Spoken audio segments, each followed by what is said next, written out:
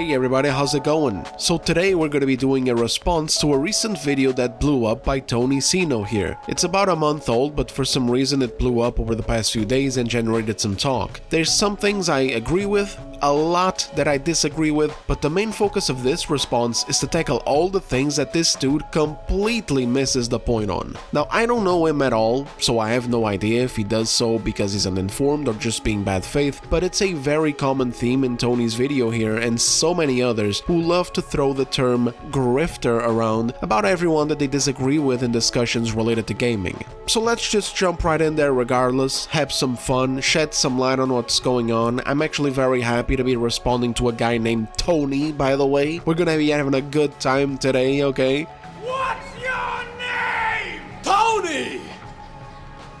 Fuck you, Tony!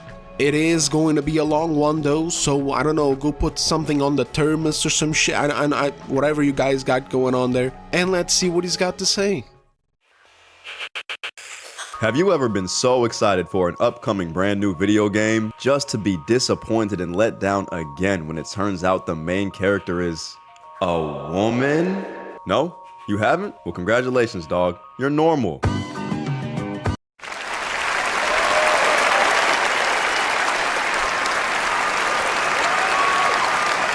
Grifters are completely ruining gaming. And that might sound dramatic or like I'm giving them too much credit, but they legit actually have enough dumbasses listening to the words they're saying to the point where it actually has a detrimental effect on gaming. Something I'm never going to get used to is this narrative, right? That whatever these grifter channels say is supposed to be just total hogwash that only dumbasses would believe. But on the other hand, it's also supposed to be impactful and important enough to affect the titan that is the games industry. Like, I'm sorry, Tony, but something just isn't clicking here. And this is going to be a common theme throughout the rest of the goddamn video. Like, I already watched the video, of course, so I know that I wasn't called out directly, and I also know that I'm not a grifter. Are you sure about that? So I could just ignore this video altogether, but he did throw in some familiar names. Some for good reason and others for total bullshit reasons. But never going deep enough as to really get into the meat of the matter and differentiate what is it that makes a grifter and where's the line between that and people like myself, and also I assume many watching right now, who have valid concerns and point out facts that Tony Boy here is going to be running away from this entire video. Also, as a side note, I'm not sure how much of a good idea it is to refer to the people you're trying to convince to listen to you as dumbasses right at the start of the video, but hey, you do what you gotta do, man. Let's continue. But let's take a step back real quick, because some of you might not even know what the hell I'm talking about. To understand how we got to where we are in gaming, we first need to understand what a grifter is. The definition of grifter that I like the most is petty swindler. And I can't lie, I can't think of a better description. Because that's what these little trolls do, bro. They just fucking they create issues out of literally thin air, Houdini, and then they convince you that you should be mad about said made up issue. This is all a very fun and wonderful narrative, but realistically what Tony here is saying doesn't make any sense at all. He's essentially saying that these people are making up random problems that have no basis in reality whatsoever, and then they're making up more stories in order to persuade us to believe their supposed problem. If these issues just don't exist, how are there so many people talking about them? How is it that these supposed grifters manage to outright convince people to be mad about things that aren't real? What are they, fucking Doctor Strange? Are they using the Mind Stone? Did they put all their points into speech? Like, come on, let's get serious here for a second, dude. This just isn't viable, and there isn't a single practical example that he gives to cover this. Soon in the video, he's going to be bringing up Vara Dark to call her out directly. I imagine if he brings her up, he would also lump together channels like Hypnotic, Dr. Disaster, Smash JT, Endymion, hell, probably Asmongold, probably smaller ones as well that are lesser known, like the 40k Empress, Discuss Things, Mr. Hardcore Mode, potentially even myself. So on, so forth. These are people who have their opinions, and opinions are opinions though. You know, they can be disagreed with. So let's put them aside and return to them later. We'll address that later, don't worry about it. What these channels tend to do when they're talking about some kind of problem is put receipts on screen. Shit, I know I do, and I know many of them do too. I can't say I watch everyone I just mentioned, but we often bring up similar things, and we put up relevant articles or other kinds of evidence on screen. Random example. When I covered the ridiculous decolonizing cozy games nonsense from Sweet Baby Inc., I put the receipts on screen from their presentation. When I talk about similar issues going on in the Game Developers Conference, I put the receipts on screen, so on, so forth. So yeah, sorry, but no, that kind of weak shit isn't going to work here. There has been way too much nasty stuff exposed and uncovered in the games industry over the past couple of years. So this whole thing of, oh, they're just making it all up, guys, is not going to work. Man, I really hope he brings up some really good, strong examples in the future of all this supposed lying that's going on. What are you doing? What are you doing? Nothing. Me? Just hanging around.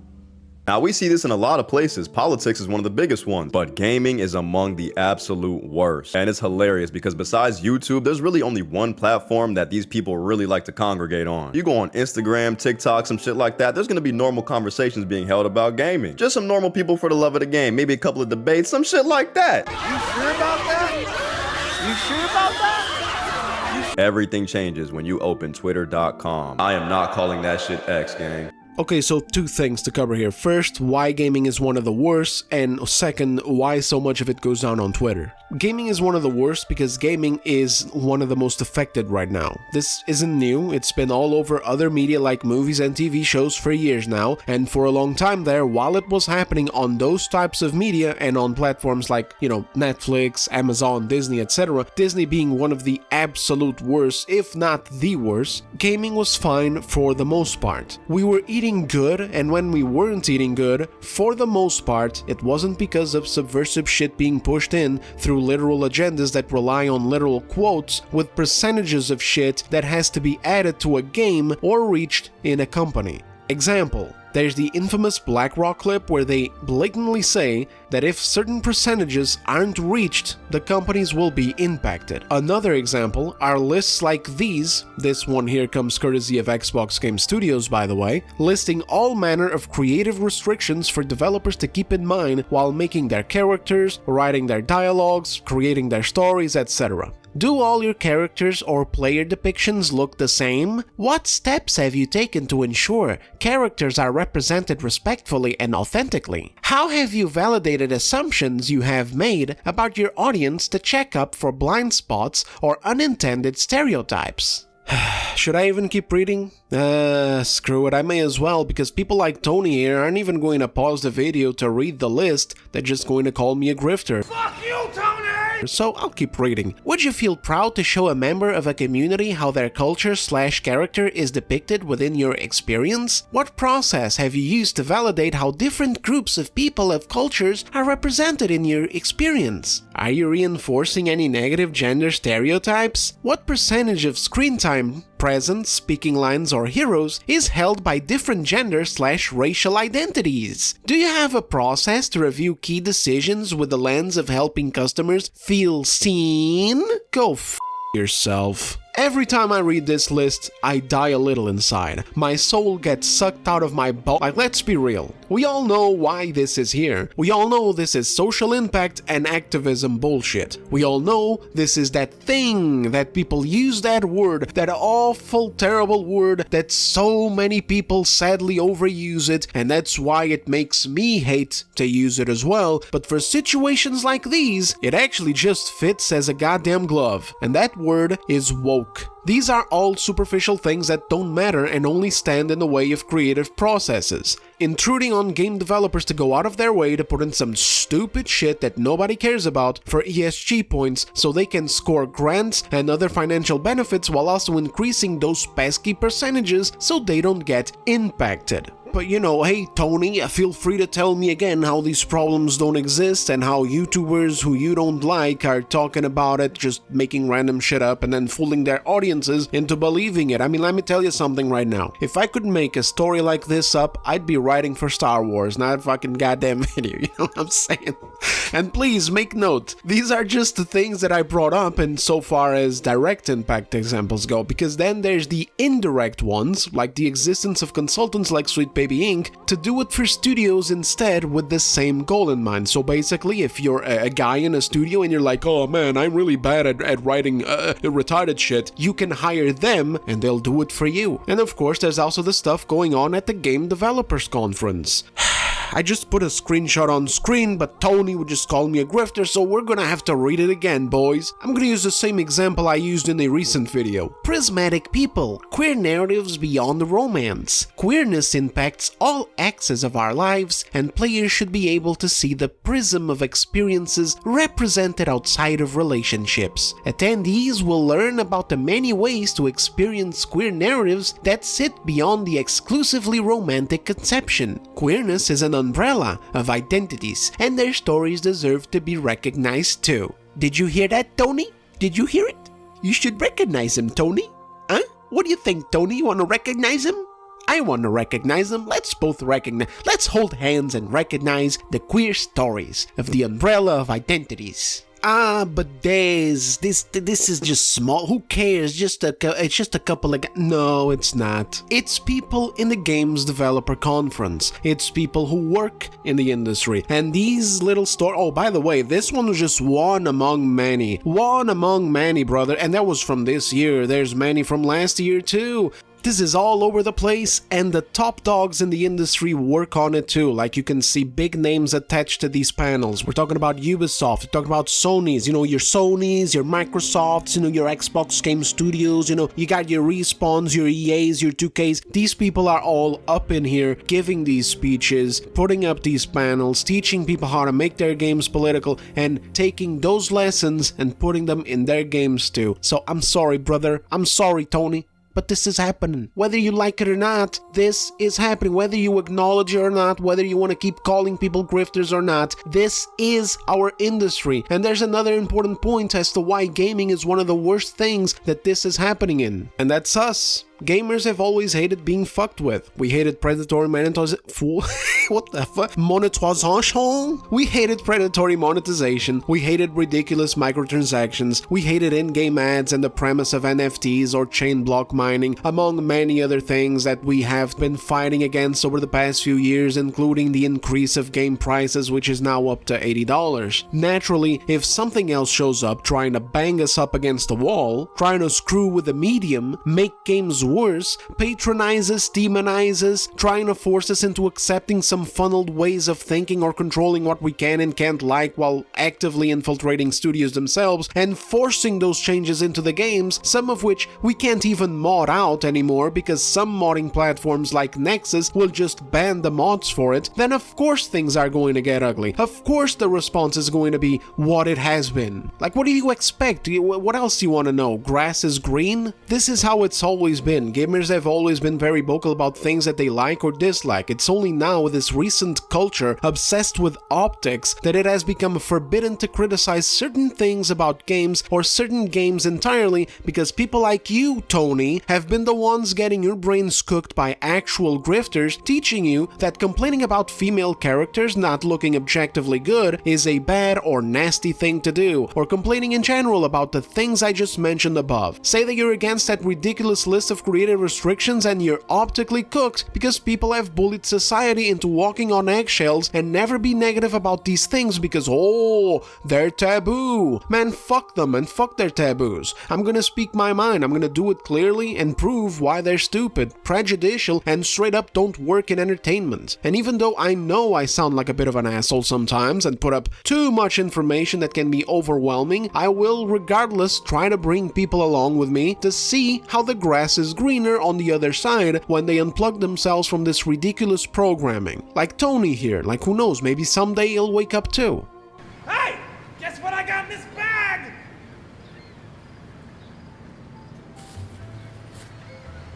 Next, sorry Tone, but TikTok is 100% not a normal place. Like, you did not just tell me that TikTok has all these cool chill people just wanting to talk about gaming and having fun, when that was the top platform from where videos of bloodthirsty people celebrating a political assassination and advocating for more violence came from.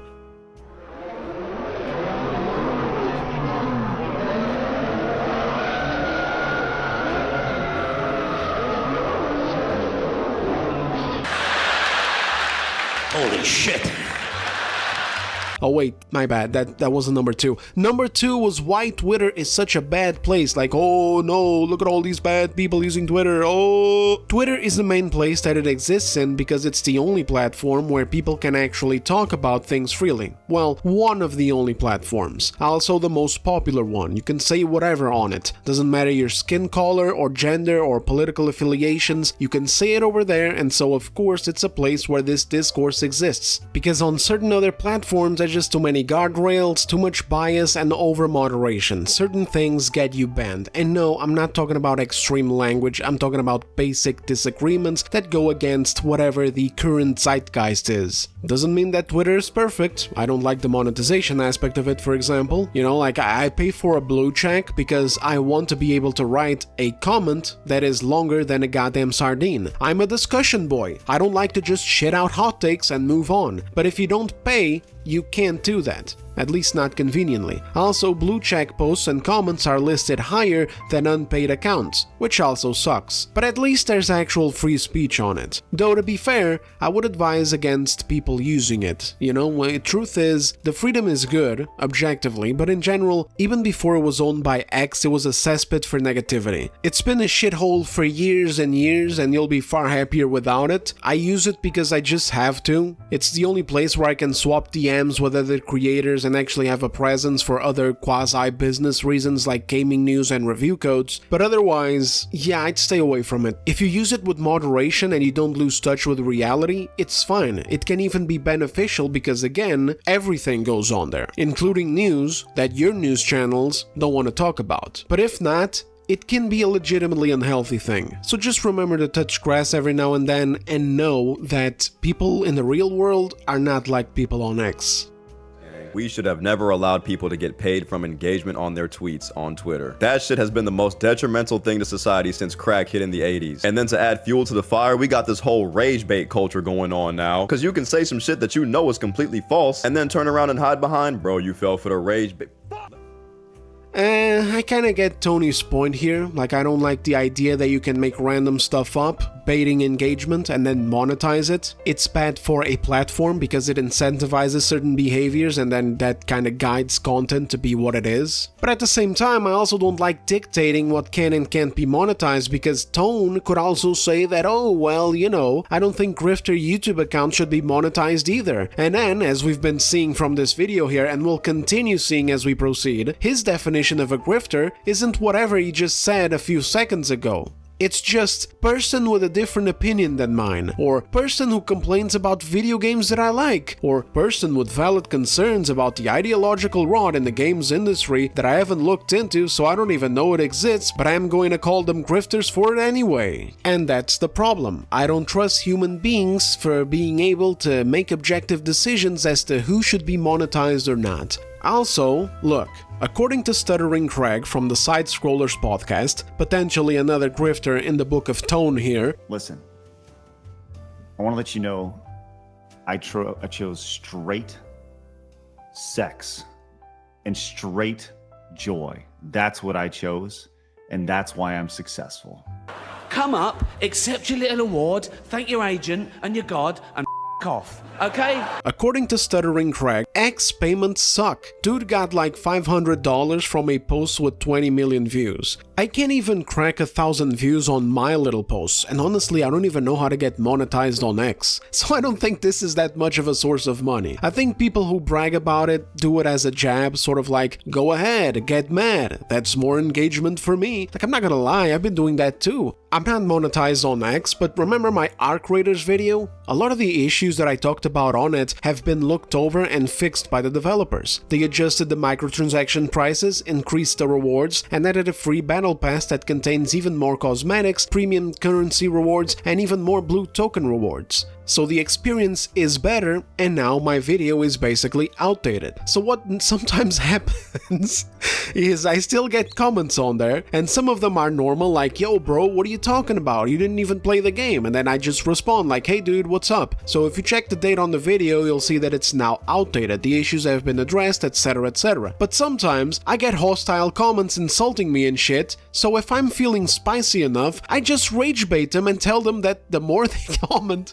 the more engagement I get, which, as per YouTube's recent changes during the summer, is supposed to mean more visibility on my video. But am I really sure, fellas? Am I positive about it? Of course not. I mean, who the fuck knows how YouTube works? You can understand YouTube and get a good grip of things and, you know, like how things work, and you can plan content accordingly, you can make changes to the way that you make your videos, and then out of nowhere, they flip a switch and nothing works anymore the same way. And so now you gotta start over again, trying to understand things and get a new flow going. So am I sure that your comments are going to, you know, help me out? No, but they say it does, so I mean, hey, tell me who's your favorite grifter in the comments. But anyway, I'm so sorry, Tony, I'm sorry, I rambled. Let's get to the next one, please. Let me give you guys a couple examples of what we're talking about here. Take the Wolverine game coming out for PlayStation 5. You guys remember the Wolverine reveal just a couple of weeks ago, right? Showed Wolverine, Mystique, the combat, some of the story, the graphics look good. I mean, shit.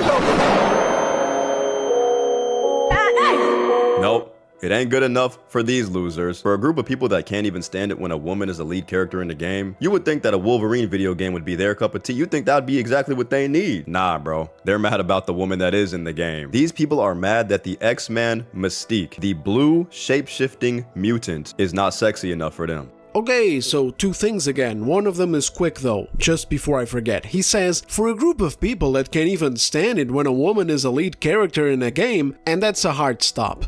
That's just more disingenuous nonsense, you know, yet another bland, vapid argument that is just thrown over shit like a blanket. It doesn't matter how many female playable characters or strong principal side characters games have, morons like these will always hit us with a they just don't like women. Like, brother, it's 2025 right now. The currently most praised game is one with 3 female characters that got glazed to hell and back. And last year we had Eve from Stellar Blade, but I won't even bring her up because people will just dismiss it as, oh, you only care about her because of her looks. Which just isn't true and is another weak sauce argument proven completely false by the fact that those 3 characters getting glazed right now are the girls from Expedition 33, which are not objectified in any way. Like, was Eve hot? Yes, she was. Did we like that she looked that way? Yes, we did. Is it the only way that we ever like female characters? No, it's not. That's just a straw man. I don't understand why people keep using straw man. It's weak dog shit that proves nothing.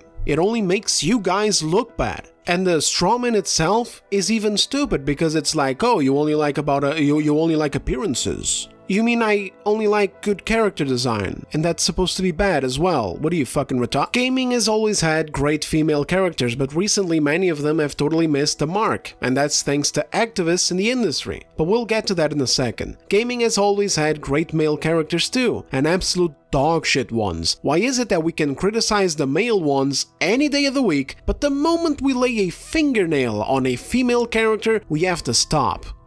Just more optics-driven nonsense. Snap out of it, Tone, it makes you look stupid. There's good characters and there's bad characters. People have generally shown that if characters are likable, look good, attention, I said good, not obligatorily attractive, and most of all, well written, then people will like them. Time to stop the they just don't like women cope. Way too many games out there over the past few years with female characters that came and went with no drama. Maybe you should look at those that have drama and use more than 2 brain cells to understand where the core issues are coming from, instead of defaulting to the easy, bland, and boring women bad strawman. Now, pertaining to Wolverine and Mystique, I'm not gonna lie guys, I didn't even watch the goddamn footage of the trailer at the time. You know, I watched it a few weeks ago when I was invited on a network show on, I think it was the G-Hammer Empress's channel, either that or Discuss Things channel. I go live on their channels every 2 weeks or so, and they said that one of the topics might be the Wolverine trailer, so I watched it like half an hour before the show started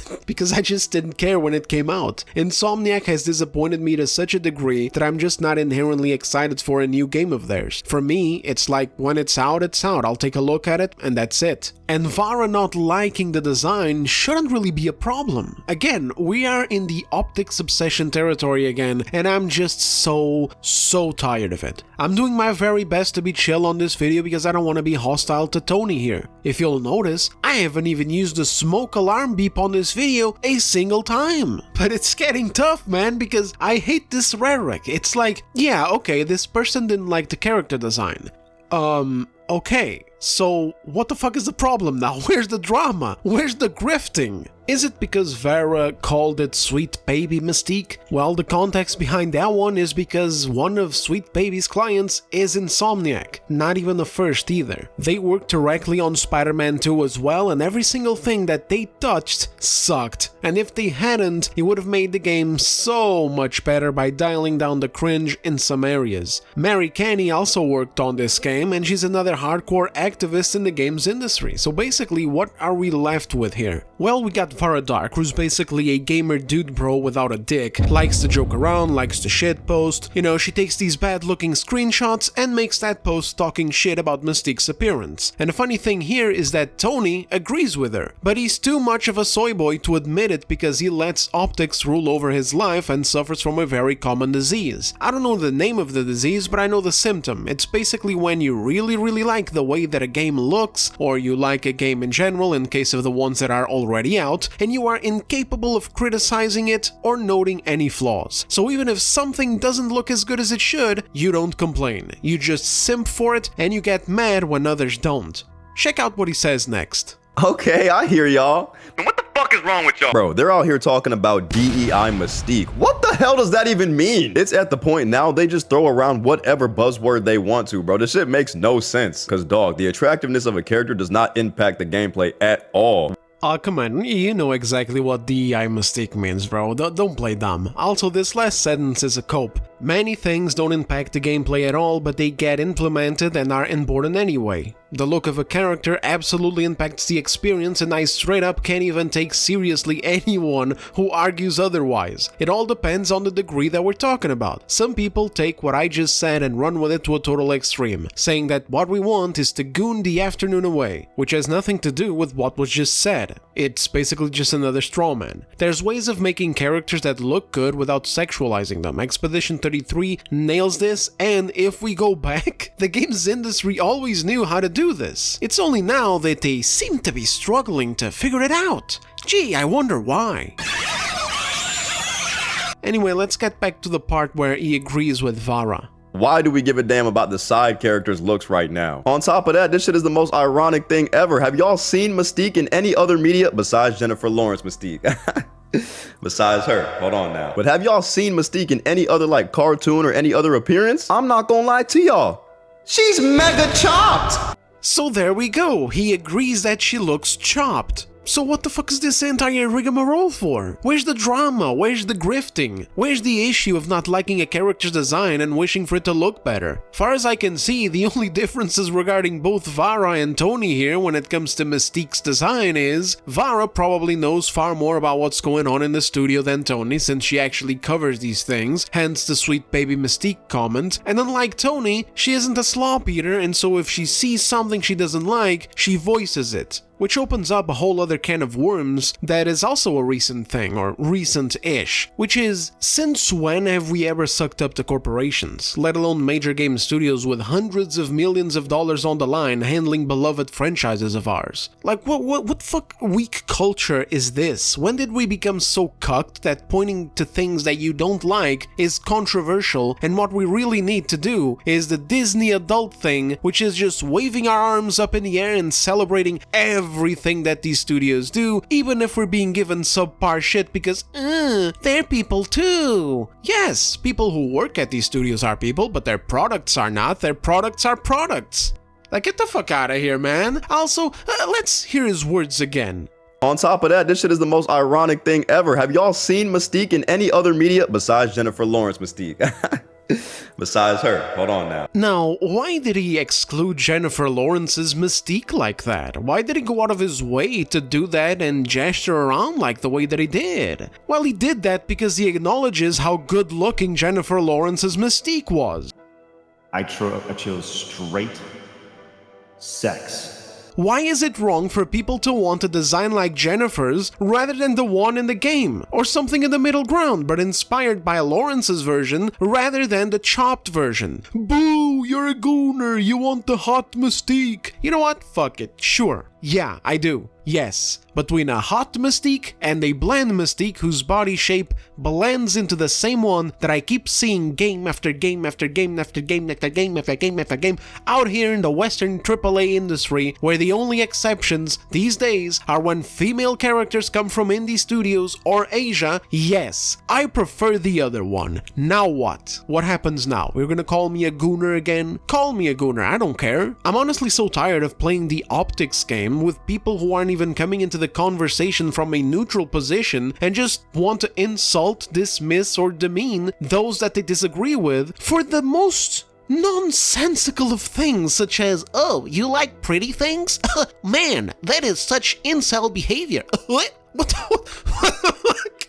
As far as I'm concerned, people who do that kind of thing are just exposing themselves for projection. I like good character design, not ugly character design. Good character design means more popularity for characters, more online traffic, more fan art, more cosplays, more screenshots, which in turn means more sales and more industry presence. This shit is simply far better for business. It's literally a no-brainer. But no, we gotta sit here and we gotta listen to these no-brain soy boys telling us about how it's bad to prefer the better character design, or listen to them try to justify why you're not allowed to have a basic fucking opinion about this particular thing. Like other things, oh yeah, you can have an opinion on that, but this here with the whammon? No, we can't have that. No, shh. Unless it's positive, of course. I mean, if you're glazing the game that hasn't come out yet and praising the design, you're a cool guy like this dude right here with his hat on backwards.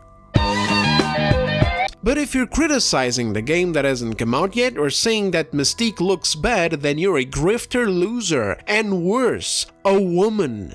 Oh! Ew! Dude! What the fuck? Nobody likes being a woman. Nah. Actually, I went ahead and I googled Mystique comics, and this guy is full of shit. I'm just gonna post the entire screen capture here so you guys can see for yourselves the variety in designs and how good so many of them look, where she is unquestionably feminine and attractive. So he deliberately chose one of the shittiest looks that he could find just to try and help his point along. Then he has the balls to call other people grifters. Like seriously, this dude started the video going off about how all these other people do is lie, make stuff up to feed you guys fake narratives and convince you that the problems are real when they're not. This dude is out here calling people liars, and yet he just went and did this disingenuous shit. Man, ain't that something? Ain't that just something, boys? You gotta love the projection and the hypocrisy here, but in the end, it really is the way that it is always, isn't it? People will gaslight you, virtue signal to you, tell you that you're this, that, and the other. They'll talk shit about you, they'll insult you, they'll try to govern what you can and can't say, or you can't say this because it's bad or whatever XYZ reason. But then you go look and they don't even have the same goddamn values that they're preaching. They just use them against you to try and get away from engaging in discussion and actually tell you why you're supposed to be wrong. I see how it is, Tony. I mean, hey, if you can't beat them in an argument, bullshit them. Let's continue here, but I'll definitely have more to say in regards to the Vara situation later. Like, deadass, bro. Ironically, this is one of the best looking appearances of Mystique. She looks good. Listen, I'm cracking. What do you mean she looks good? You just said that she looks chopped, just as, according to you, she always has, except for Jennifer Lawrence's version. Maybe that's why your voice was cracking, Tone. Because you're on that bullshit. You know what? Never mind. This was petty. You know what, Tony? Good for you, man. Like, see what I did there? I didn't get mad at his subjective personal enjoyment of the character design. Why can't he just be like, you know what, Vara Dark? Okay, you think Mystique looks like ass. Good for you. Why is this so difficult? But okay, cool. They don't like Mystique. Whatever. DEI Mystique. They love manly men in their video games, right? So Wolverine at the very least being the main character and the main focus about this game, that should be enough for them to not be complaining too much. Yeah, bro. This Wolverine is a soy boy to them. This Wolverine... The trouble just has a way of finding me. Isn't Wolverine enough for these people? Dog, it gets to, what are we talking about? I'm watching this man turn people into Anakin Skywalker, bro. Leaping at people with max ferocity. This man is about homicide right now. And it's not enough for y'all? This is ass. This is ass to y'all. Like, it gets to a point where I really wonder, what is it that y'all want from these games? They are just committed to the grift, bro. It's insane. I let that one part play longer mainly because I had nothing to note here. I already roasted Yorch Torch multiple times on previous videos of mine. The man does post a lot of cringe, even if he says some things that are right every now and then. I don't really have anything to note on the design of Wolverine himself, and I don't know what the context was behind his post there. Context is very important in these cases, and honestly, if this was any other creator, which we'll get to literally in the next clip right now, I would spend more time dissecting this. But it's Yorch. It's a safe bet that there's really no context at all to begin with, and the dude is just doing more shit posting for the love of the game. More on this in a bit, but this next part is important. Remember how I said they will make up things to be mad at and then try to convince you to be mad at the thing they made up? Just listen to a clip of one of my favorite grifters, the wonderful Vara Dark. Let me just play you a quick clip of something she said recently. One thing that I thought was really weird about this trailer that I had said while I was live streaming the State of Play is the fact that 90% of the enemies that Wolverine is beating up are minorities. So I just have a very sneaking suspicion that it's going to be about his white privilege and him coming to terms with that and him trying to become a better man. I just have a feeling that that is not a coincidence. Oh, Vara. My sweet, sweet angel. Are you smoking crack? This is how you know these people don't play or care about the games they're talking about at all. They just want to monetize off of your outrage. Why does it look like Wolverine's fighting a lot of minorities in the Wolverine game trailer? I don't know, man. Could it be that the game's not in fucking America? Dog, the game is set in Madripoor, a fictional country, not the United States. So if anything, Wolverine is the minority where he's at in that story. Remember how I said they will make up things to be mad at and then try to convince you to be mad at the thing they made up? First of all, what I remember is you saying they, whoever the fuck that is, make up a lot of things, and then you go ahead and you make up your own salad serving of bullshit in regards to Mystique while cherry-picking a bad version of her to convince your viewers that she has always looked like shit. That, Tony boy, is what the fuck I remember. I'm also hearing a lot of they here. I assure you right now that neither Vara Dark or Yorch Torch identify as they/them in their bios, so in reality all you had was one valid complaint about one guy who posts cringe as he has done for ages now. Cringe that the vast majority of other commentators and content creators in our sphere do not agree with. And now you're trying to make Vara look bad over an opinion. If these are all the examples you can muster, you got fuck all for a case here, but regardless, I'll engage with it anyway. Because this is where another thing I wanted to address in this video comes into play, so it'll be a bit long, but this is a good place to address it, which is this weird thing where individuality is stripped away completely and people just aren't allowed to have a bad take or an opinion that they disagree with. Like, it's one thing if someone is reporting the news to you and they're blatantly lying, making up shit as Tone said here, telling you something is happening that actually isn't for personal gain. But in Vara's cases here,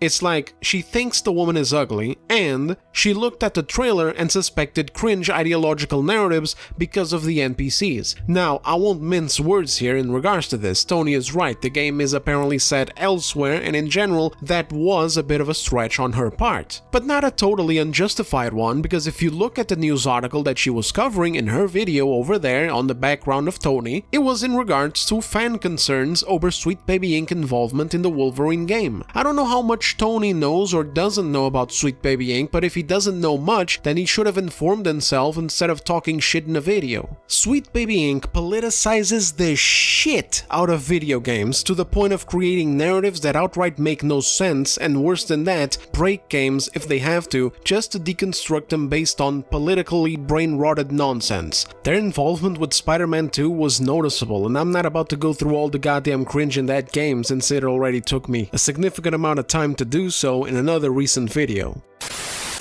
What is it with Sony and retiring their protagonists? What are you doing? Well, Spider-Man has to retire because he's 24, he's got back pain or some shit, he's got mortgage to pay or whatever the fuck. He has to have time to go work at Walmart or whatever, you know, get some money going, because MJ doesn't have a fucking job. She does have a job. She's an activist journalist now, but she's a podcaster. So basically, she's like the DSP of the Sony universe, you know. She's Darkside Phil asking for fucking donations while delivering the news on air. Come on, guys, we haven't had a single dollar all day. Like, not a single dollar all day. Like, come on, one kick, one sub. Come on, one kick, one sub, and I'll tell you the news. If you don't give me one kick, one sub, come on, one super chat, I'm not gonna give you the news, guys.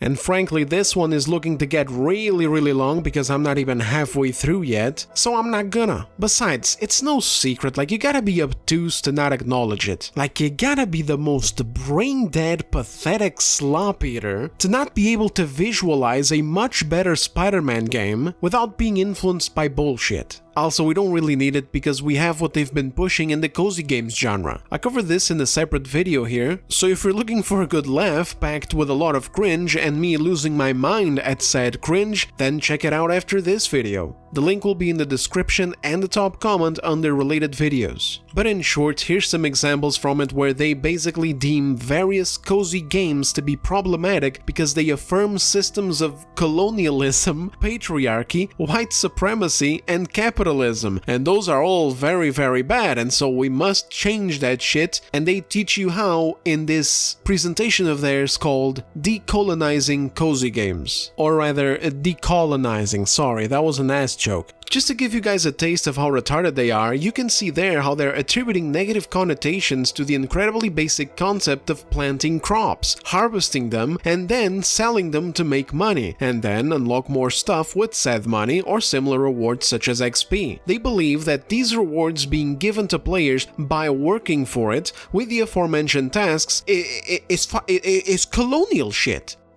Some people are really fucking stupid. Like, bro, I'm getting PTSD flashbacks to that stupid video and I'm about to crash out. I need to stop. Like, Tony, buddy, you've got no legs to stand on, bro. Like, I understand that Vara was reaching a bit with that one. Like, I understand that, okay? I get it. I understand how that can be perceived that way. But you got no legs to stand on here, buddy, because the fact is that what is even more retarded is the fact that there's this consultant company in the games industry working at top studios who genuinely believes and takes basic progression systems in video games where you do something and you get a fucking reward for it, and is trying to remove that shit because, oh no, this is just like colonization and capitalisms and slaveries. So excuse me, Tony boy, but people like Vara have the goddamn right to see Sweet Baby Inc. associated with the project and assume the worst. Why wouldn't they? And that's without even going into other examples like in Spider-Man Miles Morales, where the writers wanted to force you into feeling sorry and wanting to help a stupid-ass terrorist who wanted to blow up a chunk of the goddamn city and then other areas of the world. He made me do it! Bitch, are you for real? Instead of reacting to that normally, the game tried to dick me around the entire time, forcing this narrative of feeling sorry for the dumb and having her talk shit to Miles when he was just trying to either reach her to stop her or confront her. It was so weird. At this time, I wasn't keyed into any of the stuff going on in the industry at all. I was asleep. I was a baby sleeping and just playing video games. And I found this stuff to be so awkward, dude. Like, you got a literal terrorist, and the game is trying to make you feel sorry for this dumb fuck. But Miles, she used to be our friend. Who gives a fuck if she used to be our friend? Now she wants to blow up half the goddamn city. What the fuck? And by the way, I don't even know if the consultants were already involved with the Miles Morales game all the way back in 2020 or whatever. But that honestly isn't even a good thing or a gotcha on me, because all that this does is confirm that regardless of consultants or not, Insomniac either hired some lobotomites after the first Spider-Man game, or they're using a broken version of ChatGPT to write their characters.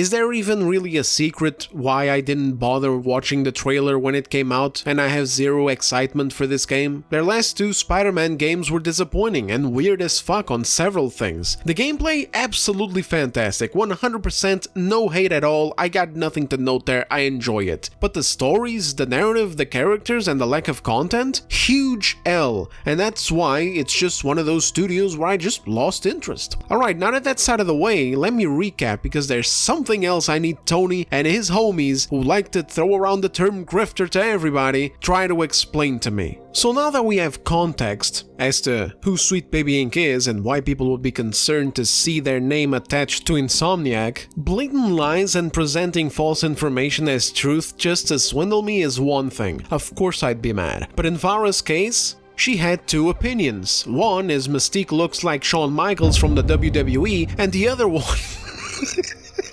And the other one is she's worried about cringe being in the game because of activists working on it. Okay? Alright, so those were her takes. Cool. Now what? Like, what do you want me to do here? Okay, let's do another example instead. Yorch Torch and the Wolverine thing. Why do I not defend him the way that I'm defending Vara's perspective? Is it because I'm a simp? Well, yes, but not for Vara. I simp for Tifa Lockhart and Triss Merigold exclusively.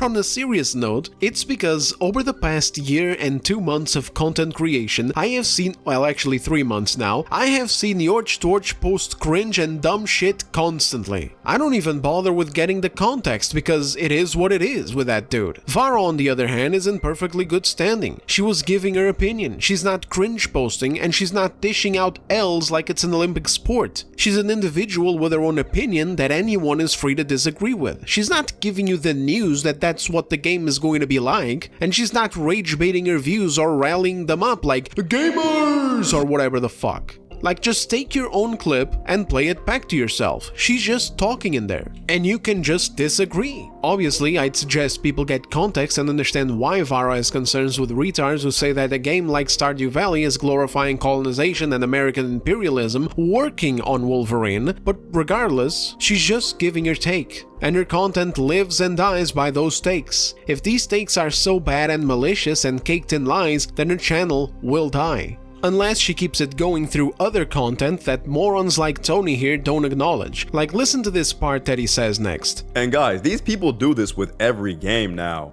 Like, no, they don't. There we go again with this they thing again. Vara gets constantly attacked by morons saying that she's a grifter that doesn't even play or care about video games, while in the meantime streaming games from 3 to 5 hours several days a week.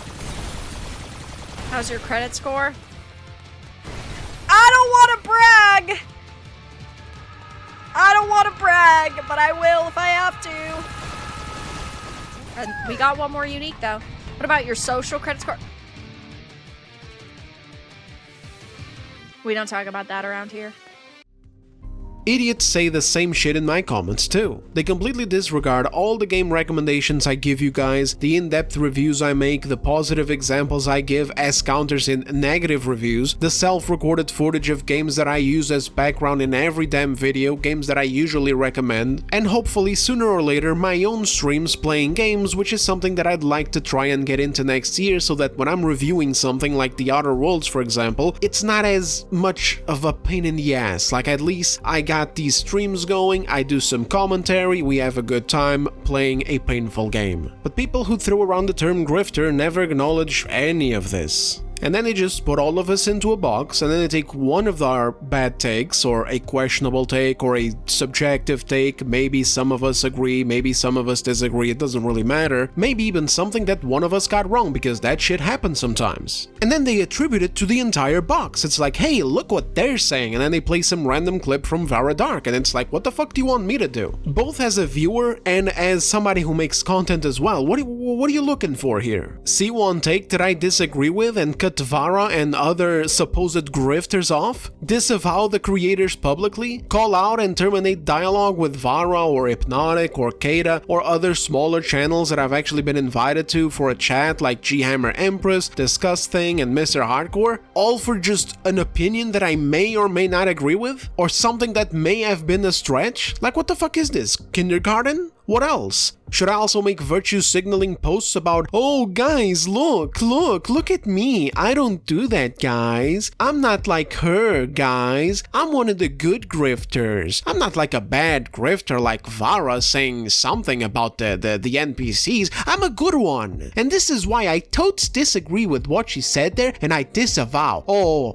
I disavow, I would never, I am blocking her right now, I would never do this, no, not here, like nah dude, that's cringe, you know, that's woke lord general shit, you know what I mean? They're the ones who will agree and generally like someone for like 99% of the things that they have to say and that they do and stand for, and then out of nowhere they say one small thing that is wrong one small thing that goes against the grain, and bam, it's over. Bridges burnt, friendships terminated, partnerships ended, all because of this stupid mentality of optics and endless purity testing that they cultivate with their own audiences who are just as amped up as they are for canceling somebody. This is cringe culture, dude. It's a mindset where disagreements can't even exist because everything has to be turned into a public execution for their bloodthirsty audiences who have been fostered to cut out their own goddamn families over politics. Sorry, Big Chief, but I just don't function like that. Normal people don't function that way. Normal people have disagreements, they talk it out, and live with one another regardless. That's the healthy thing to do. I'm not gonna crash out because Yorch is retarded sometimes, I'm just going to laugh and move on. Sometimes I'm going to clown him, it is what it is. And if you knew any goddamn thing about these content creators you're pointing out, you would know that Vara is on the same boat. If you did minimum research, which by the way I understand why you don't, it is boring. I get it. No, for real, it is. It's boring. It sucks to go and scour months worth of content from Vara and reading thumbnails, you know, titles, watching relevant videos, etc., and then go on Yorch's social media account and scour more and more months worth of posts and pictures and replies for his takes to draw distinctions. But if you did that, you would find a shit ton of instances where they completely disagree with one another. And this is another thing that will always bother me. It's this dumbass random association that people like Tony attribute to content creators who criticize gaming and address the ideological problems in the industry. It makes someone like me not be able to take these people seriously at all, because the moment you put both of those people together, or in a personal case when I had comments on videos of mine bringing up Grummz and his game that he hasn't finished since 1979, I know immediately that you're either retarded or you have zero idea of what you're talking about. But that ends the big rant on this section.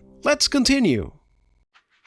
And guys, these people do this with every game now. I just showed you them saying Mystique in the new Wolverine game ain't sexy enough for them. So that begs the question, what do they want these characters to look like? And of course, it was no other game than Ghost of Yotei to provide us an answer to this question. Holy fuck, we cannot be serious. If Ghost of Yotei made Atsu look like this, the game would have sold 1 million copies by now. Holy shit. I can smell the person who tweeted this from here. I mean this with all sincerity, bro. You cannot be dead ass.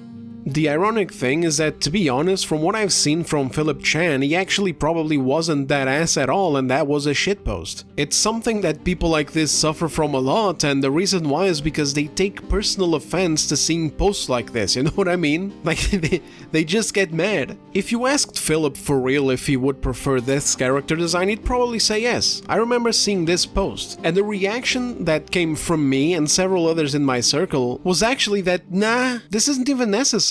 What we really wanted was the continuation of Jin's story. I've talked about this in previous videos a lot, so I'm not going to go into it again. Failing that, then at least make a character that looks good instead of making the most bland design ever that looks downright ugly at times. A good example from this year was Wu Chang. That's a character design that fits her setting, isn't over the top, and you can wear whatever you want. You can wear full-blown armors if you so choose. And her face is just the face of a beautiful girl. It doesn't take away from Wu Chang's character, it doesn't take away from her capabilities as a fighter, all it does is make her more pleasing and likable to look at. But It's the Mystique situation all over again. You can't say any of that, because if you do, you get cucked out losers like this spazzing out over it and starting to do all this exaggerative bullshit because you dared to mention the character's looks. And then another thing is, they never address the situation either. For example, the actress herself, Erika Ishii, looks better than whatever the hell they did to the character model and game. And that's one of those things that always goes like under way too many people's radars. Because we have an active example of how you can still take the same actress and make the same game, but where she looks a lot better while still looking like herself. And don't nobody tell me that it's a technology thing, because this is a PlayStation studio, not an indie developer. But instead, we have a deliberately worse version of her for no apparent reason. I mean, there's a reason, but people don't want to talk about it. Why did they do this? And why can't I ask this question without soy boys getting triggered and starting their little novellas like, holy shit, I can smell the person who tweeted this from here. I mean this with all sincerity, bro. You cannot be dead ass. Like, geez, just calm down, Tony. I mean, you'd think Philip Chan just posted a fucking manifesto or something. It's just a shitpost. This kind of reaction, when it comes to guys like Philip Chan, who I admittedly don't know very well, but so far my impression of him has been of a joker who enjoys some shitposting here and there, is gold. It only makes them want to do it harder with even more ridiculous stuff, like the picture he posted. Like, some people out there, man, they just, man, they just on fuego, you know what I mean? Like, they just get on fire. Something just heats up in their body when they see their games getting roasted and they just can't handle it. God forbid you guys aren't excited for Insomniac Hero Game number 4. We're at number 4, fellas, and they still haven't been able to get even close to Arkham City. God forbid you're not excited for all this jumping and all this hacking and slashing and all the blood and all the... Honestly, dude, this is fucking pathetic. And that's why people like Philip keep cooking you on social media with posts like those. They know they're going to make you crash out. They know they're going to get a reaction out of you because you get way too over-emotional over trolling or shit posts about big, overhyped AAA games. I'm sorry to break it to you, but some people are far more excited for a game like Dawnwalker or an indie game like Ash and Steel instead of the next big-budget Sony release. Bro, this game is set in the 1600s. I'm a gamer. I don't need my character to look like this shit. Nobody in the 1600s is looking like this, bro. Shit, nobody today is naturally looking like this. Doesn't matter. Number 1, it's a video game. Number 2, this character gets stabbed at the start of the game and gets back up after seemingly dying. Like, an argument through reality isn't really the best one here. And it's honestly just a distraction anyway, because just as I mentioned, the actress does not look as bad as the character. Before you go taking exaggerated versions with giant breasts and AI face filters, address the fucking base argument as to why did the studio make the character look even more bland and uninteresting than the worst picture that this actress has online. Okay, you know what, I take that back, because this is a picture the actress has online, and to be honest, I prefer Atsu over this. However, this is also a picture of the actress online. However, this is also a picture of the actress online. Erika Ishii is not ugly, and even if she was, when you're making a game, you have this incredible ability to do whatever you want, meaning you can tweak or fully change whatever you want to make the character look more striking and appealing. Not doing so is a choice. I want us all to be able to finally break from this ridiculous cycle and discuss that choice. The choice is the most important thing here. I don't want the conversation to keep deviating into bullshit like, oh, you can't beat that ass, oh, gooners, oh, people in the 1600s, like, shut the f up and just address the foundation of the issue, man. Come on. Why are studios actively choosing to make blander and at times straight up uglier characters than they used to? What's the purpose? Get back to us when you're ready to have that conversation. Until then, this is pointless. His own argument is defeated by the goddamn game itself. Atsu's mother is in the 1600s too in the game, and she looks far better than Atsu. She's a good-looking woman. There's also this other woman you meet in the snow area that looks better than Atsu as well. Unless the bitch is a time traveler, she's also from the 1600s, so again, pointless meandering with nothing burger arguments that continuously distract from the main issue at hand. I really wish people would just finally talk about this instead of just always going down the same gooner road. Can I just rant a little bit more about that game? Just a little bit. Like, what is this nonsense? The argument about the 1600s thing. Like, what is this? What is this about? What do you mean? Are you saying that women... Are you saying that women just didn't look good back then? What, there were no attractive-looking women at the time? They were all ugly? What the fuck? What are you talking about, big dog? This happens so often, like it's every goddamn game that this topic is brought up and somebody brings up the realism argument. What is this realism argument? Women look like shit? What are you talking about, brother? And then they hit you with a, you never even seen a real woman. That's what IGN also said to the Korean studio behind Stellar Blade, that the game was made by people who had never seen a real woman. It always makes me wonder, what are these people drinking? Like, have they never seen a real woman? Do these people genuinely believe that attractive women that just look good, only exist in Photoshop land? You must be out of your goddamn mind. Man, these people need to touch some grass and drink some water. You guys gotta touch water. You don't even need to touch grass, and you gotta touch water, man. All these people see is ugliness, so ugliness is all they want to put in their games. And this is even confirmed by themselves, honestly. Like, there's this guy called Del Walker. He's a bit of a game developer extraordinaire. He's a bit of a wokey type of guy, you know, he doesn't like to engage with people like myself. But there was this one occasion where he just let the truth slip, because he was venting about how he has sent in these ideas for good female designs, for specifically good-looking black female character designs, and the studio just kept coming back with uglified versions of them. They wouldn't allow the dude to just put in some attractive black ladies. No, they had to make them look like they shop at Walmart. And that's coming from him, bro. Like, in his post, he was even saying that he hates to be fueling up Gamergate arguments, but that it just happens in the damn industry. But then, hey, the grifters are the ones making things up, am I right, fellas? Man, I'm gonna need some ibuprofen after this.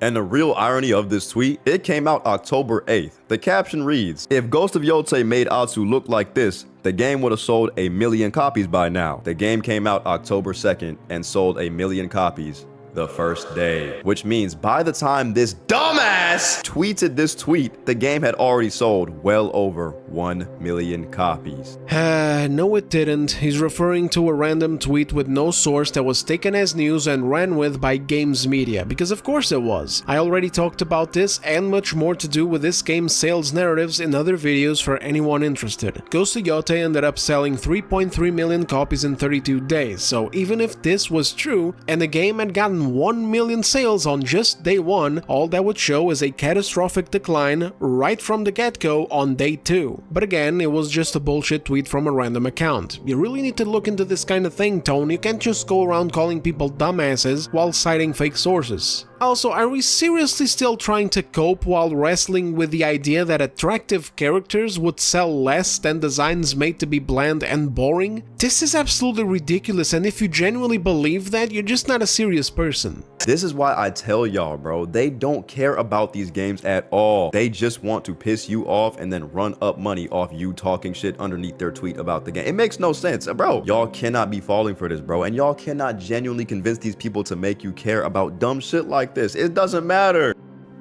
Again, ironically, Tony's right. We really can't do that. We can't just make shit up and convince you of random stuff. We don't have the Mind Stone like Homie has in the back of his bedroom over there on the gauntlet. He keeps repeating the same shit after having 0 examples that prove either that his supposed grifters don't care about games or that they're profiting or whatever. And this is a whole other conversation too. Like, I don't want to deviate too much here, but grifting, you need to profit to be able to do that. And of course, people make money on YouTube, but that's everyone. Bro made money with his own video there too. When it comes to grifting, if you really want to do that shit, you're being really stupid if you choose this route of talking smack about games and studios. I know there's some channels out there raking in a lot of money. You look at Jeremy from the Quarrying, for example, and it's like the same video all the time, and he still managed to get thousands of views, even though he's, you know, constantly complaining about being broke. but that's a unicorn. You know, that's rare. That's not the norm. Like, it just is what it is. YouTube is already an oversaturated platform as it is, especially gaming, and I can speak from experience that if you do content that speaks negatively of companies, you're going to suffer the consequences. I've seen people get early review codes to play games with next to no goddamn subscribers. Throughout this year, I threw my head in several rings trying to get my own so that I could do some reviews myself and actually release them on time. The comment sections were packed with people dropping their media kits, which are images with their contact, emails, and description of the content that they make, and I'd click on their channels and they had barely any goddamn subs. Like channels with 2,000 subs max, asking for keys and getting them just because they were positive. Ain't nothing wrong with having 2,000 subscribers, I've been there myself, but you know what I wasn't getting at 2,000 subscribers? Review codes from companies.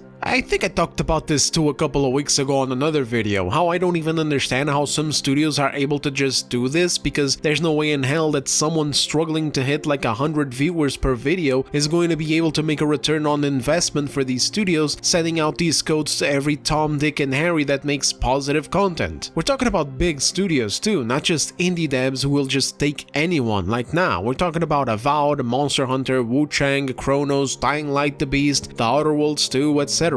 Meanwhile, I only managed to get one reply from 505 Games, who provided me with an early copy for Wu Chang. Everyone else ghosted me, and genuinely, I'm not even mad because I get it. I knew what I was signing up for since the beginning. I still remember when Angry Joe was being blacklisted all the time back then for criticizing games and studios. I know I can't hope to get much in the way of early codes, even from companies like Techland, whose game I glazed because of enjoying it so much, because community managers will check profiles and channels and they'll deem that mine is too risky or whatever to send me a code, which defeats the whole goddamn purpose of grifting. Like, what the hell are we doing here? If my intent was to grift, I'd be glazing games and getting free codes. Shit, it'd be straight profit. And if I got big enough, I might even score invites to preview events and shit. Fly me around the world to go play brand new video games and get free content from my channel. Doesn't that sound nice? Maybe I should start doing that, actually, for real. Like, what am I doing? Actually, that sounds fucking great, honestly. You know what, guys? Ghost of Yotei review coming next week. It's the best fucking game I've ever played in my life. Here's the thing, I get it. Some of these channels, they pull great views. Someone like Tony here looks at that and thinks, ah, look at the grift, instead of realizing that that makes no damn sense at all. And that good views actually mean that there's something of value that's being said. Clearly there's something that is resonating with people. Clearly there's something that is not just true, but important. Or funny, because there's also channels that do this kind of thing and they're just doing it from a comedic angle, and we'll get to some of that a little bit later. But the main point remains, the vast majority of our channels live and die by our takes. We can't count on the magic of grifting. If you got people with 2,000 subscribers getting free codes, you can't even say, ah, Dez, it's because you're still a new guy. Like, I get it, I understand, I'm a new guy, but I mean, come on. I think I reached 18,000 subs or something like that back in June, and all those big games that released during summer and fall, you know, I tried getting a review code and only one company decided to do business with me. So no, I get it, I've only been doing this for a while, but when small channels with barely any viewership are getting those codes and mine is not, that's not the reason why. Remember Eddie as well, Unifade Walker from BioWare? Well, not from BioWare, but I'm sure you'll remember. It was a channel centered on Dragon Age Veilguard stuff and barely anything else, at least at that time. Covered all the news, all the cringe, all everything. And the creator even got access to hang out with the director of the game. This channel had like, I don't even know, I'll check right now.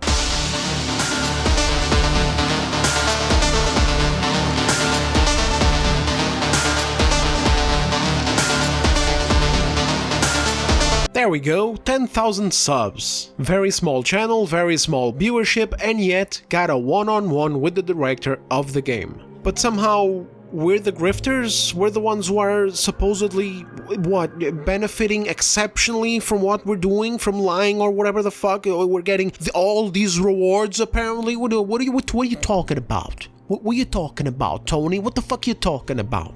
Come look at my fucking wallet. It's empty. I'm saving up to take the family out for dinner. You know, a little bit of a Christmas dinner right now. You know, it's my birthday soon. A little bit of a Christmas dinner. That's it. That's what I'm doing. You telling me that I'm fucking grifting? What the fuck am I gaining from my grifting? Andypants could make another fucking video game tomorrow, a shitty one. Exclusive for the grifters. He'd still not send me a fucking review code. Like, bro, now they're coming after The Witcher 4. The Witcher series being one of the most beloved game franchises ever. What are they mad at this time? Go ahead. I'm gonna let y'all take a quick guess. I'm gonna give you a few seconds. You ready? DEI makes everything worse. And it's just 2 pictures of the main character. At first, I just thought they were mad that this game has a female lead. But no. They're just mad that she's not hot enough for them. Again, crazy take. I know y'all don't talk to women in real life. She's ugly to y'all? And again, I have to stress this. Even if she is ugly to y'all, who gives a damn? This is not Concord, right? Concord was another story. Concord was a hero shooter, right? A hero shooter. Every character has a unique design, unique abilities. They have to incentivize you to play said characters. No one's going to spend money playing a hero shooter where none of the heroes look good at all. But a story mode game, something that follows a narrative with the lead character that's been with the franchise for what, over 20 years now? Like, what are we even talking? I got nothing to point out here. Last year, I already talked about the situation. I said that we need to wait because these trailers really don't tend to show what the characters will truly look like in-game. And then there were various frames where she looked fine. I have far bigger problems with CD Projekt Red and Witcher 4 right now than the look of the goddamn character. Stuff that comes down to their own company structure, the people they've been hiring, some decisions they've been making, one of them being directly tied to Witcher 4 here, which is ditching their proprietary engine to use Unreal Engine 5, making Ciri a Witcher, which is also retarded when she's already a child of the Elder Blood. Anyway, sorry, I won't ramble about it again, okay? There's just things that I'm far more concerned about when it comes to Witcher 4 than Ciri's looks. Ciri looks fine so far, and honestly, we haven't even really seen her, because all we got is a cinematic trailer and this vertical slice. Everything we've seen so far about the game has not actually been the game. It was actually more of a goddamn Unreal Engine 5 tech demo, to be honest, so don't expect the game to even look like that. But again, bro, why are you crashing out over a random comment on the internet? This was yet another example among so many others that he gave in this video where there was disagreements within the circles of these creators he calls grifters. How can you keep crashing out over this and continuously hammering down on this they narrative when there were so many disagreeing with Ciri's, look? I'm feeling very objectified by, Tony here. I gotta say, I'm feeling very objectified. I just don't think that he's taking my feelings into account. I don't think he's seeing me as a person. I think he's seeing me as an object, and I'm feeling very offended. And when I tell you guys, I could go on all day finding stupid ass examples of shit like this dumbass said 13 million copies sold versus 1.3 million sold. Like I said, Ghost of Yotei is a flop. Dickhead. Andypants, another dumbass that has no relation to creators like Vara Dark. Sorry for bringing her up a lot, by the way, guys. It's just that it's the only one that this dude brought up so far that you can actually take seriously in a conversation like this. Similar ones are the aforementioned ones that I mentioned a little bit ago. Which is why I said aforementioned. Why the fuck am I repeating? You know what? It's been an hour of recording. I'm tired. Namely, Hypnotic, Kata, the crew of the Saturday Night Hypnosis, myself, etc. On the other hand, people like Andypants, Yorch Torch, and for example, other crazy motherfuckers like John De La Rose exist completely separately in my view. They're people that people like us disagree with all the goddamn time. We don't engage with them even. Some of us are blocked by these guys. I called out some stuff of theirs before, but honestly I don't even do it anymore because I just stopped taking them seriously entirely. So when guys like Tony over here take a guy like Andypants and then they apply their L's and their narratives and shit to other people like Vara Dark or Hypnotic or myself and my own comments, I peace out of the conversation. Because that's like comparing a fish to a lamppost. Fuck you, Tony! But this is my point. These people aren't this fucking dumb. They might be, but I just can't believe that they might be. But what they do know is that there's somebody dumb enough out there to agree with them and believe the shit they're saying. Not only that, but they also know there's people that know the truth. People that know they're bullshitting that are gonna go underneath their post and call them out. And guess what? Both groups of people give them money because all they need is the interaction. All they need is the engagement, and they're getting that coin, man. I'm not actually pissed. I just hate them. You know what I'm saying?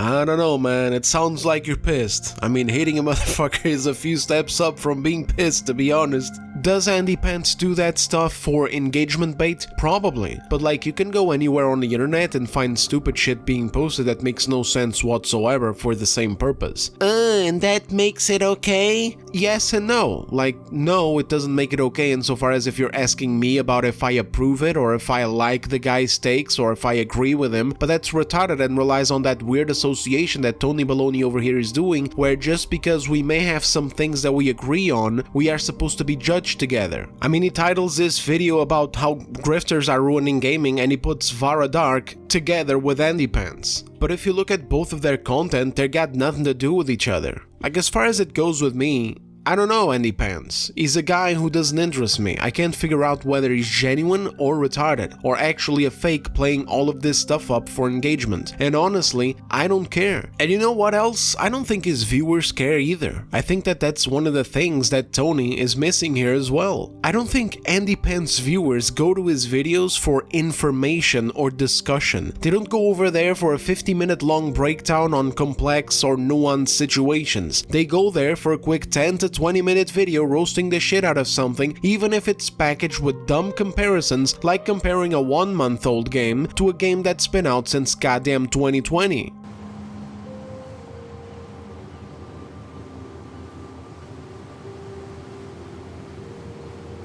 Seriously?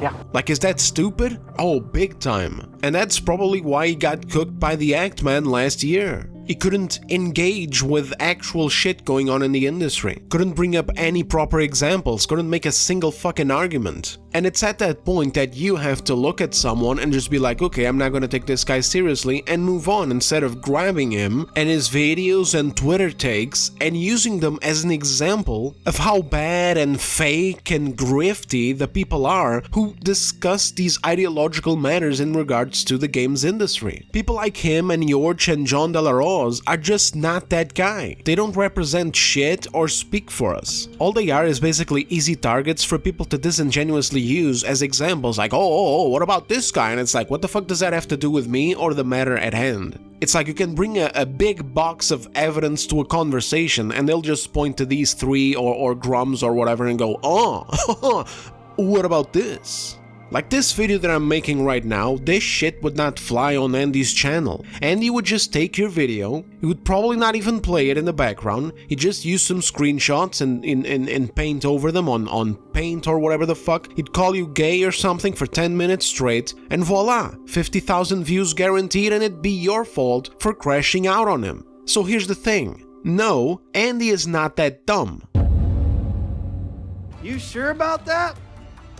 You sure about that? Okay, let me rephrase that. Andy is probably not that dumb, but at the same time, I don't think this thing of being like, oh, he's just a grifter, look, he's making things up and swindling his audience, applies either. I think he's basically in another genre. He's in the shit-talking genre. He fires up a video, he talks smack for a few minutes, and that's what his viewers want. Some people like to watch Interstellar, some people like to watch fart compilations on YouTube. Hell, some like to watch both. You get what I'm saying? If you want to call him a retard, Tony, just call him a retard. It's fine. Like it's no skin off my back, or probably even off of his own back, because it just means more content for him. But stop using him as an example of something, because it does nothing. It shows nothing, it proves nothing. All that it does is show how little you know. Like, bro, we got this dude Grummz over here talking about games being DEI, woke, he's not supporting Ghost of Yotei and games like that. For fuck's sake, man. Like, bro, this dude is a 60-something-year-old man. Hang up the jersey, Unk. It's over. You do a lot of yapping about games you don't like for a guy that still hasn't put out the game he was supposed to put out. Yes, this 60-something-year-old man got money out of the people that supported him. He raised money to make a game and never released it. So you're talking about all these games that are woke and DEI and shit, dog, at least they came out. Seems to me you need to be spending a little bit less time on Twitter and a little bit more time getting to work with your bitch ass. Ghost of Yotei might be woke.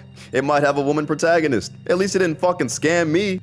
I got no problems here either. Grummz needs to finish his game, and that's just basic fairness. Like, it's just the right thing to do by his supporters who funded the game. Regardless though, I don't think this whole thing of like the Grummz derangement syndrome, let's call it, is ever going to stop. He could finish his game tomorrow and people are still going to find other ways to attack his character and use him as a symbol of some kind of movement, like this supposed anti-woke movement thing. In reality, there's really no movement at all. Like, for guys like me, I just got sick and tired of the agendas in gaming and entertainment in general. It's as simple as that. I saw the declining quality of everything, I started looking into it, and just what I found was just insane. And then of course the story is not as simple as that. There's a lot more that goes into it. There was a lot of game journalist gaslighting that was something that bothered me while I was at work. I would be at work and I'd be getting rage baited by fucking game journalists lying about shit. I also got sick of being demonized, oh, just because I'm a guy, or oh, just because I have this particular frame of thinking, or I have this opinion, or I have this political view, or whatever the fuck.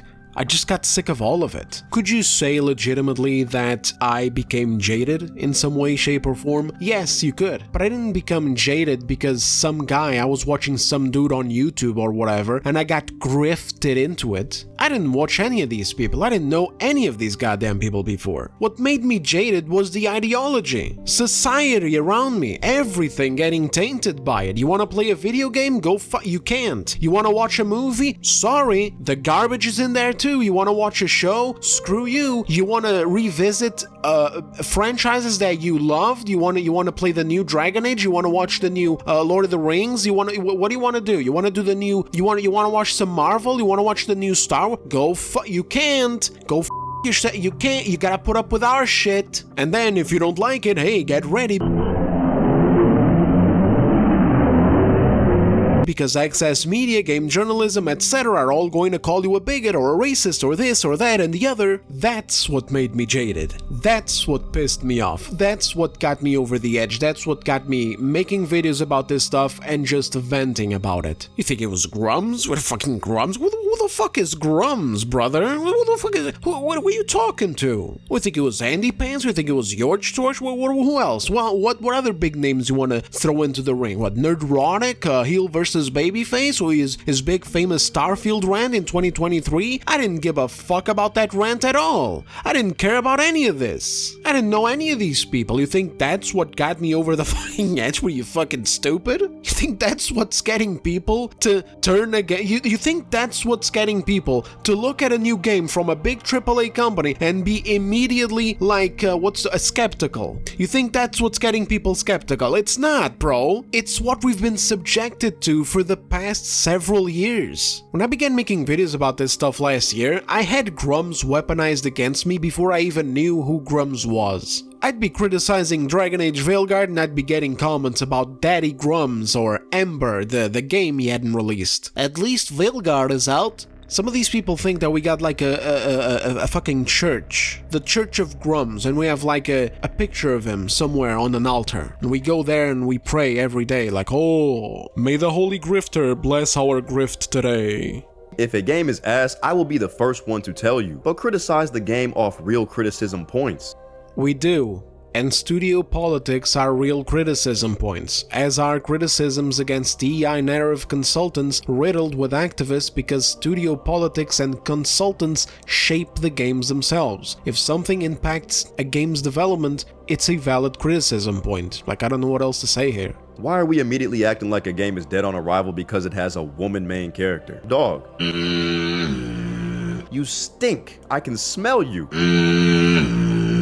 Pattern recognition and the aforementioned studio politics and consultant issues. Like, I don't know what to tell you, dude. Your inability to see past your own reflection on the cover of a brand new game you're really excited to play isn't my fault. All these petty little memes and dismissals like, ha, you stink, mean jack shit. I don't know if this guy will even ever watch this response or not, so I'll address the audience now instead. I've shown you guys, and Tony here, plenty of examples of what these studio politics do, and what these whack job consultants do as well. You can't tell me that I have no reason to be concerned when I see their logos on another game. You just can't. No amount of dismissive shit will ever work here either, and it's not even just the consultants. It's It's the companies too, because companies now have their own in-house departments to do that. Ubisoft and Sony's are so big, that if you dismantled all of them, you'd have enough of a budget to make a new goddamn AAA game right there. Like, you can talk shit all you want, but I haven't heard a single argument telling me, or in this case, people like me out there, why we're supposed to be wrong. I haven't heard a single argument in defense of these activists either. These things are here. We got that established. We have lists that show how they operate. We know they go by quotas and shit like that. That's what I'm talking about, that list from earlier. We know what their goals are as well. We see their little presentations over in game development conference, game developers conference. I haven't heard a single fucking argument trying to defend that. All I hear is deflection and cope, but the real shit always goes unaddressed.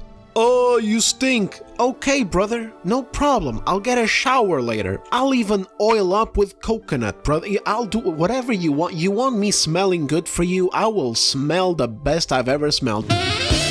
But please tell me about the goddamn activists in the industry. That's what I want to know. That's what's interesting. That's the point here. Tell me about all this shit that I've shown you so far. Tell me about all the goddamn garbage infiltrated in these studios. Tell me where are the lies that the grifters are telling all of these viewers on YouTube. That's what I want to know. As far as smelling goes, shit, I'll buy a perfume just for you. I'll put on your special perfume that you want me to put on just for you, Tony. Hey! Guess what I did last night? But we gotta talk about this first. These people don't care about you. They don't care about video games. They care about money. And all they want to do is make you mad so they can make money off your reactions. If you find yourself agreeing with the way these people think at all, I implore you, please look inward. Find Jesus. It's in such bad taste, and a lot of it is just lies and bullshit. More lies and more nonsense. Once again, you have failed to honestly engage with and disprove anything. All you did here was gather retarded examples of stupid shit said by rage baiters or dumbasses and make a blanket statement that this is what everything is all about. That this is the bread and butter of this genre, for lack of a better word, of content. But in an actual discussion with anyone that is actually a legitimate commentator, you'd be fucked. Because you have addressed no serious concerns nor brought up any serious examples of anything. And this is because of one of two reasons that I can't discern yet, because I don't know you. It's either number one or number two. You're either full of shit, you know what you're doing, and you're just lying to your audience trying to push your own narrative, or number two, you are so incredibly out of your depth that you don't even know what's actually going on in these studios. Which would explain why you don't understand how people listen to us, which that is why, in good faith, I assume it's actually number two rather than number one, but at the same time, I don't know, you know? All this nonsense about, oh, they don't care about you. What is this argument too? Like, since when is the value of a channel or content or information that they're giving out predicated on whether or not I'm cared for? Are you stupid? When you're watching Mission Impossible, are you doing it because you think Tom Cruise wants to blow you or something? You care so much about your audience and the people listening to you now that you would actually lie to them about Mystique earlier in this video and encourage them to buy expensive ass games at launch from companies who actually don't give a shit about them? And you'd glaze these games just because you're incapable of criticizing a single thing about them and have zero context or knowledge of what consultants work on them? Like, dude, just stop. This is going well beneath cringe at this point. At least I care enough about my audience to tell them the goddamn truth and put on perfume for them if they want me to. And also one thing I want to say to my young men. Fellas, just because it's coming from a woman, you feel me, doesn't mean this shit's true. I know, some of y'all are hearing it come from a woman and in your brain you're going, oh my gosh, she feels the same way I do. I knew I wasn't sexist, I just hate when bitches are in my game. What are you, fucking stupid? Ah, yes, of course. Did Tony go to the David Jaffe School of Charm? You just don't know how to do this. You don't know how to do this. You are in that chair, Vara, because of your hair and your face and your gender. I mean, holy shit, I don't know what's more disrespectful, that Vara Dark's commentary on the gaming industry is only valued because she's a girl, or that her viewers are so unhinged they only care about her commentary because she's a girl. Wouldn't that kind of clash though? Like, if I hate women and I disregard everything that they say, and then a woman tells me that women bad, then wouldn't that mean that I would be like, no, woman, you shut up, women good. Stupid woman trying to tell me what to think. Never, woman good. If you're going to try to call Vara a liar, wouldn't it be smarter, more productive, and actually prove a goddamn point if you spent some time of your day going over her videos and trying to get some actual examples where she actively lies to people about shit, instead of taking some personal opinion she has in regards to character designs and activists in the industry and calling her a grifter and a liar? And then trying to reach out like, hey fellas, I know she's a woman, but come on, that don't mean she's right. No shit. Shut up, woman! I don't know, man. I just think we're in a really weird time. It seems like nobody wants to be happy about shit these days. Game comes out with a normal-ass looking woman, DEI game. Woke slop. Game comes out with a more fan servicey type of art style. Gooner game. This shit is Gooner slop. What happened to the hobby I love, bro? I'm just trying to play some good games, bro. That's it. That's all I'm trying to do. Bro, same as us. Like, look, I'll be fair, okay? I'll be fair on you on this, okay? Because I can't relate to Yorch and Andypants either, okay? As far as they go, I don't include them in the us. But you seriously need to expand your horizons a bit and have some conversations with people. Because this is a completely relatable sentiment. This is what I want too, and that is why I make the videos that I make. Nobody else talks about this kind of shit. Videos like yours, no offense in this regard, are just, what's the expression? It's just every day, bro. You know what I'm saying? To bring up some old cringe from Jake Paul, it's every day, bro, okay? Every day we get videos like these, because it's easy to call out to these supposed grifters. But nobody, except for us, criticizes the grifting activists latched onto the actual industry and making money from it. They don't want what you want. They don't want games to be good. Games that they are working on and end up being good or decent are that way in spite of them. They are that way because of all the other good developers in those studios still being able to do a decent job. But if these people were the ones in control of the fucking games that you make, in full control,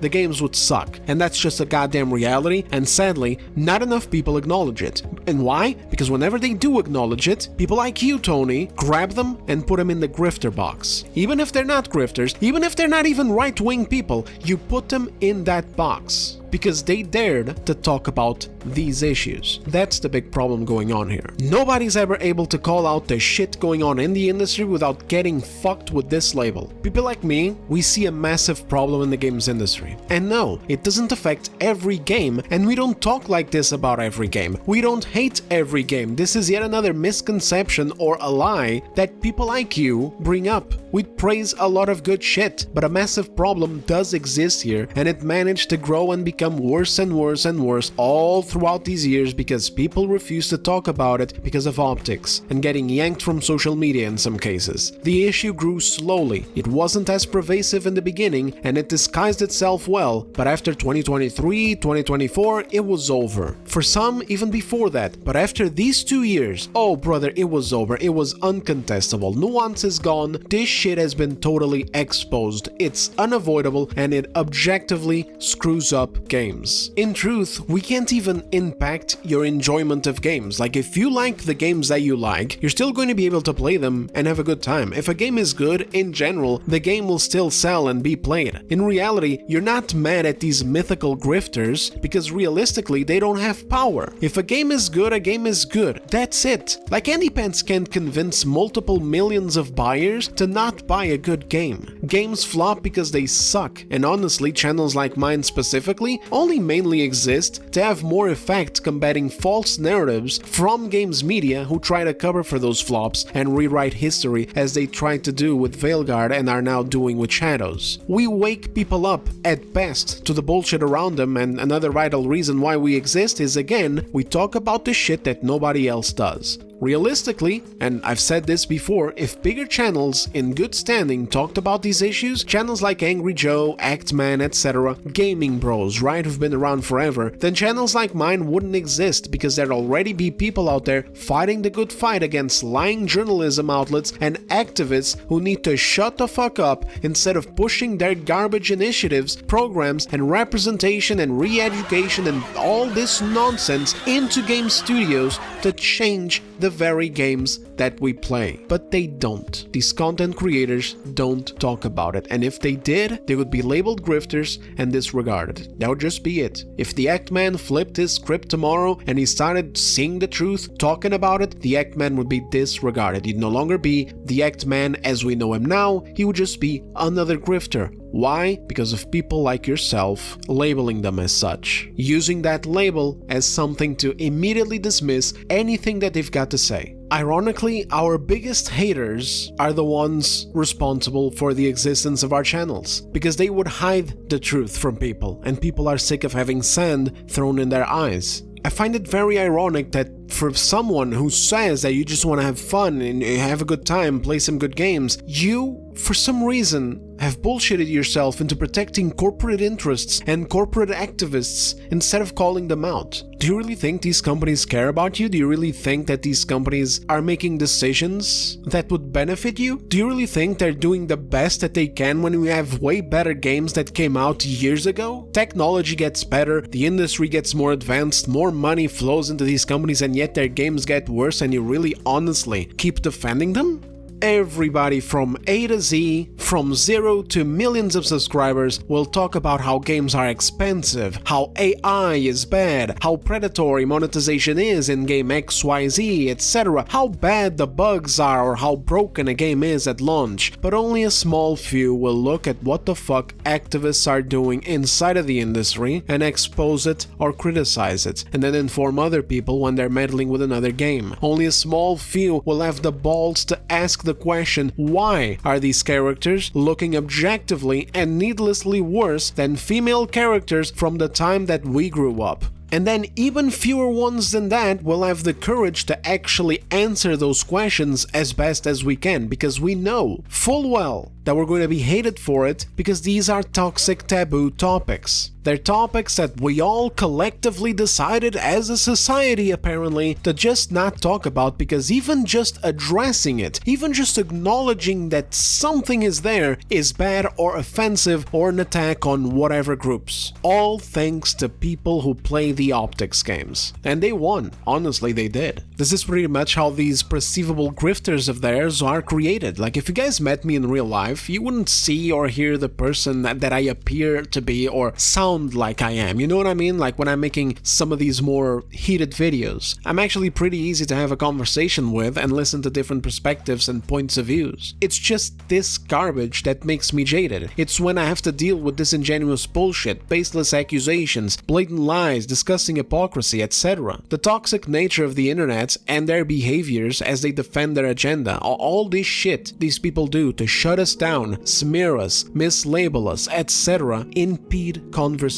And we all know what happens when conversations can't be had. That's when everything goes to shit. That's when people become jaded and start yelling at each other, insulting each other, and worse. And so, yeah, I think that brings us to the closing of this video. I think that's a good point to end it at and just play us off. I'm gonna use a clip that I used once before in one of my videos, and because it perfectly symbolizes this particular argument. I don't like where the AAA games industry is at. I don't like that I have to look twice anytime that I see a new game announcement from a major company. I don't like that there's key people whose names are totally tainted for exposing themselves as activists. And so when those names come up in a new game, I immediately struggle thinking that that game they're making may contain some more subversive bullshit. And of course, not all problems are just about that. We have so many other issues. We have so many goddamn problems in the industry right now. We have broken games, we have unfinished games, we have predatory monetization, we have assholes trying to do price hikes, we have assholes trying to push a fully digital future with subscription services. Brother, there's a lot of issues. Chief among them for me is even the rioting and the lack of passion, the lack of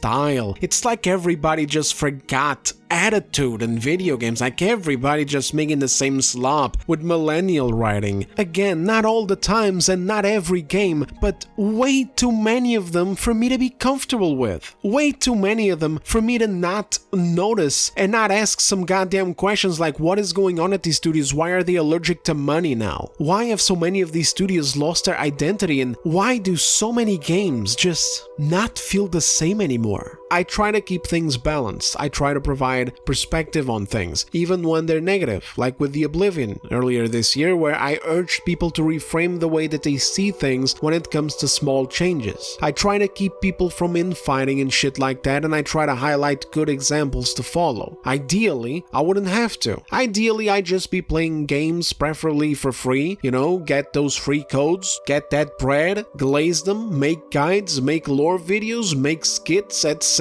and then get more free codes to glaze some more. But that's just not where the industry is at. So yes, on Monday I might be glazing Hell Is Us or Dying Light or an indie game, and then on Tuesday I might be exposing some rats. It is what it is. I'll let the clip roll now, but hey, for everyone who made it this far, holy shit guys, you're the goats. Thank you very much for watching. Hit the like button if you had a good time, subscribe for future sauce, and have yourselves a fantastic day. I'll see you on the next one.